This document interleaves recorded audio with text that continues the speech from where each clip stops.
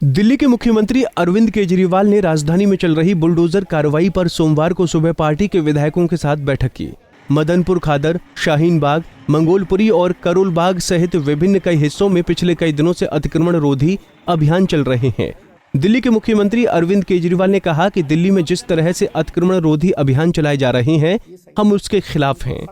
हम 63 लाख लोगों को बेघर किया जाना बर्दाश्त नहीं करेंगे। ये आजाद भारत की सबसे बड़ी तबाही होगी। हम लोगों को आश्वासन देना चाहते हैं कि हम अतिक्रमण का समाधान निकालेंगे, अवैध कॉलोनी का नियमितीकरण करेंगे और मालिकाना अधिकार देंगे।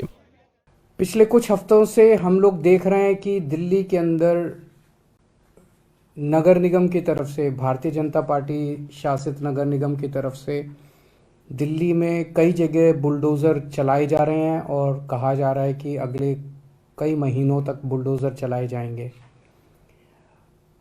उन्हें वो कह रहे हैं कि हम दिल्ली से सारा अतिक्रमण हटाने जा रहे हैं, जितना भी एनक्रोचमेंट है, इलीगल कंस्ट्रक्शंस हैं, वो सारी हटाई जाएंगी। हम खुद भी अतिक्रमण के खिलाफ हैं। हम नहीं चाहते कि एनक्रोचमेंट्स होनी चाहिए, हम नहीं चाहते कि इलीगल बिल्डिंग्स बननी चाहिए। दो चीज़ें इसमें इम्पॉर्टेंट हैं।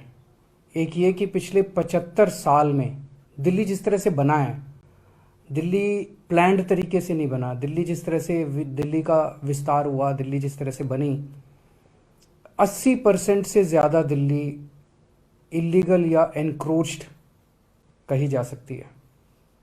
80% से ज़्यादा दिल्ली जो है वो अतिक्रमण के दायरे में आएगी। तो एक प्रश्न उठता है कि क्या 80% दिल्ली को तोड़ा जाएगा? दूसरी बात ये उठती है कि जिस तरीके से अतिक्रमण को हटाया जा रहा है, ना कोई कागज़ हैं, ना किसी को मौका दिया जा रहा। बुलडोज़र बस लेके किसी भी कॉलोनी में पहुंच जाते हैं और किसी का भी घर तोड़ने लग जाते हैं, किसी की भी दुकान तोड़ने लग जाते हैं। वो आदमी कागज़ लेके खड़ा है सड़क के ऊपर, चिल्ला रहा है, दया की भीख मांग रहा है कि मेरे कागज़ तो देख लो, मेरे पास हैं कागज़, मेरे पास हैं, मेरा जो ये है ये इलीगल नहीं है, ये एनक्रोच नहीं है। मैं कई 40 साल से यहाँ पे रह रहा हूँ, मेरे पास कागज़ भी हैं। कोई कागज़ नहीं देखे जा रहे, बस बुलडोज़र चलाया जा रहा है। ये तो सही नहीं है। जिस तरीके से हटाया जा रहा है, हम उसके खिलाफ हैं। और जिस स्केल के ऊपर इन्होंने प्लानिंग कर रखी है, इनकी प्लानिंग है कि दिल्ली की सारी कच्ची कॉलोनियों को तोड़ा जाएगा। दिल्ली की कच्ची कॉलोनियों में लगभग 50 लाख लोग रहते हैं। इनकी प्लानिंग है कि दिल्ली की सारी झुग्गियों को तोड़ा जाएगा। दिल्ली की झुग्गियों में लगभग 10 लाख लोग रहते हैं।